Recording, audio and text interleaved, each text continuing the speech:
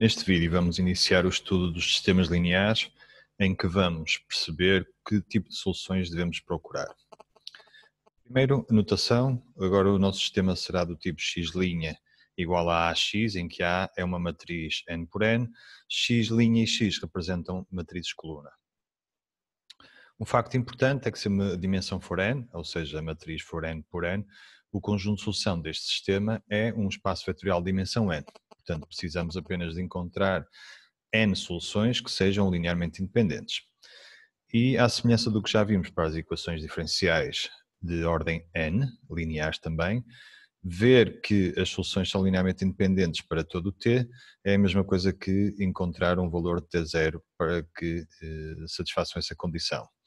Vemos assim que a condição do Wronskiano ser diferente de zero é equivalente ao determinante de n vetores ser diferente de zero, que é de facto como se calcula ou como se determina se n vetores são linearmente independentes. Então vamos tentar perceber que tipo de solução devemos procurar nos sistemas diferenciais, de equações diferenciais de ordem n. Ora, à semelhança do que vimos para a equação y' igual a A vezes y, agora traduzindo na nossa notação, x' de t igual a ax.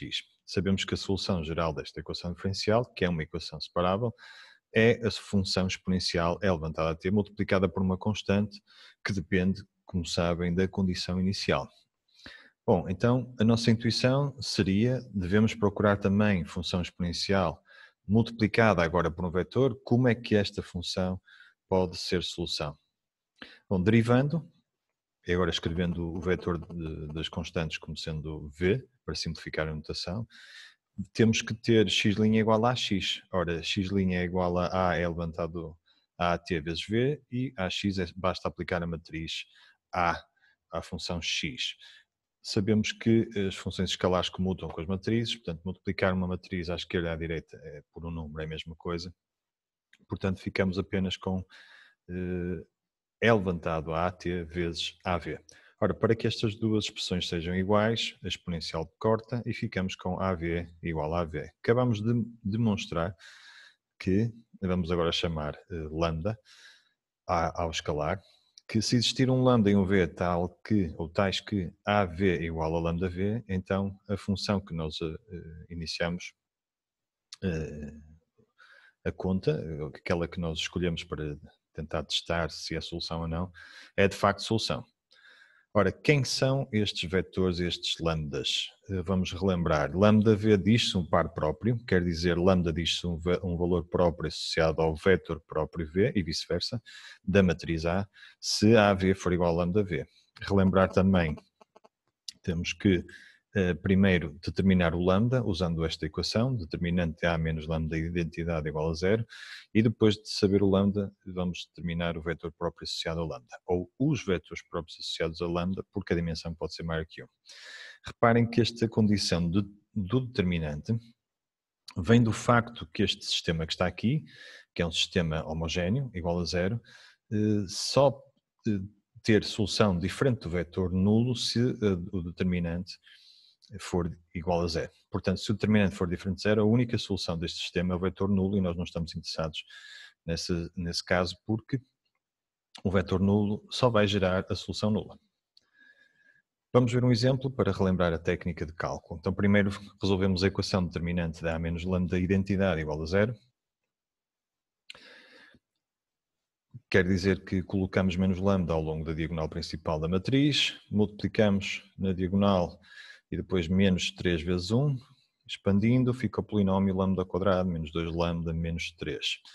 Vamos ver os zeros, é fácil de ver que lambda igual a menos 1 ou lambda igual a 3 são os zeros deste polinómio. E agora então vamos fazer para lambda igual a menos 1, vamos substituir de volta no sistema, e agora a única incógnita é o A e o B, as coordenadas do vetor V.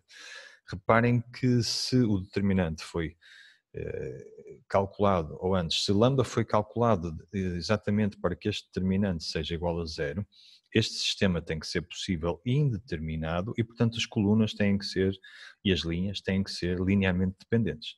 Neste caso, reparem que a matriz é 1, 1, 3, 3, Portanto, a segunda linha é igual à primeira multiplicada por 3.